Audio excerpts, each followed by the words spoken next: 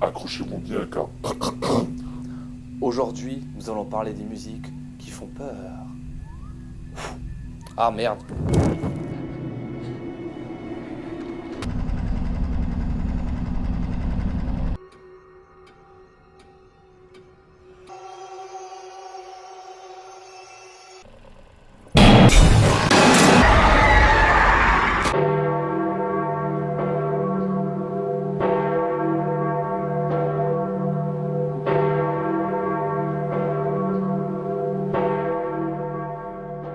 C'est la période d'Halloween, le moment propice pour s'effrayer.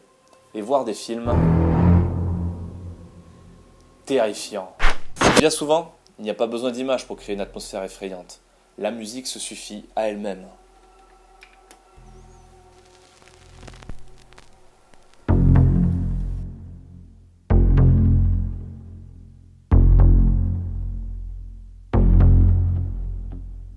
Les musiques de films d'horreur sont là pour nous mettre en état de tension et ainsi nous rendre alertes au danger.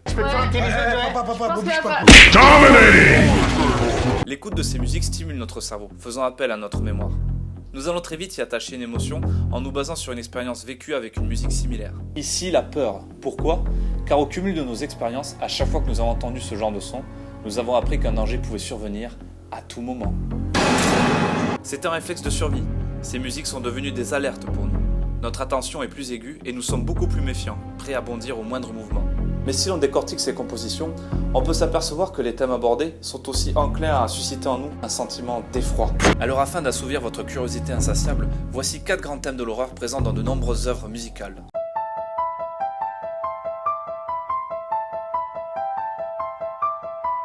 C'est une mécanique très connue et usitée dans la composition de musique d'horreur.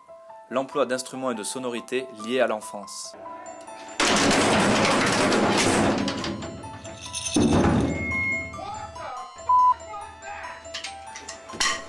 Cela fait appel à notre mémoire à long terme, en réveillant nos peurs enfantines, nos peurs les plus profondes, celles contre lesquelles nous sommes impuissants. Ce que vous entendez depuis tout à l'heure, c'est le célèbre thème de l'exorciste, dont le son enfantin du piano prend ici une allure terrifiante. Enfonce-lui la bite dans le cul, toi qui baisses ta mère, suceur de queue. Ouh, eh ben.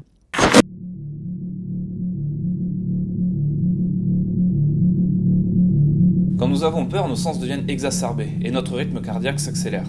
On devient attentif à tous les bruits. Beaucoup de musiques d'horreur essaient de retranscrire cet état via une ambiance lourde et suffocante et un rythme similaire au battement de notre cœur. Comme si nous pouvions entendre la peur résonner dans notre corps.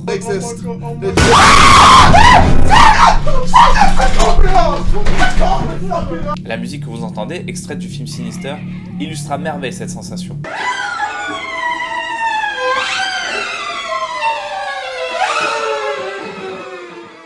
L'instrument préféré de nos compositeurs horrifiques est sans nul doute le violon. Il est capable à lui seul de reproduire les plaintes et déchirements de l'âme. Sa ressemblance avec des voix humaines en train de hurler suffit à nous crisper à notre siège.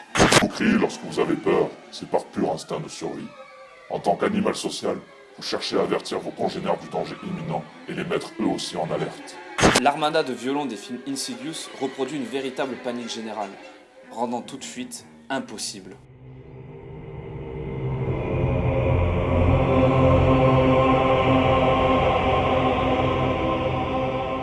Et pour finir, un ressort très souvent utilisé dans les musiques d'horreur. Les chœurs effrayants.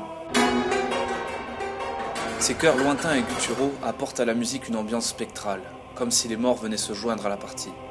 Ces voix antédiluviennes s'immiscent dans nos esprits et laissent notre imagination s'emballer. En utilisant judicieusement chacun de ces ingrédients, vous serez vous aussi capable de créer une œuvre absolument terrifiante. Alors tout d'abord, on va s'occuper de notre petite mélodie enfantine. La voilà. Ok, super. Maintenant, on va donner une ambiance vraiment glauque au morceau en rajoutant des basses. Ça commence à prendre forme.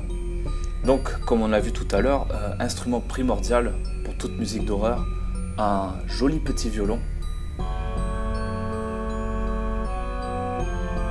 Ouais, c'est harmonieux, c'est beau. Et pour finir, nos voix gutturales et cosmiques, les voix des morts.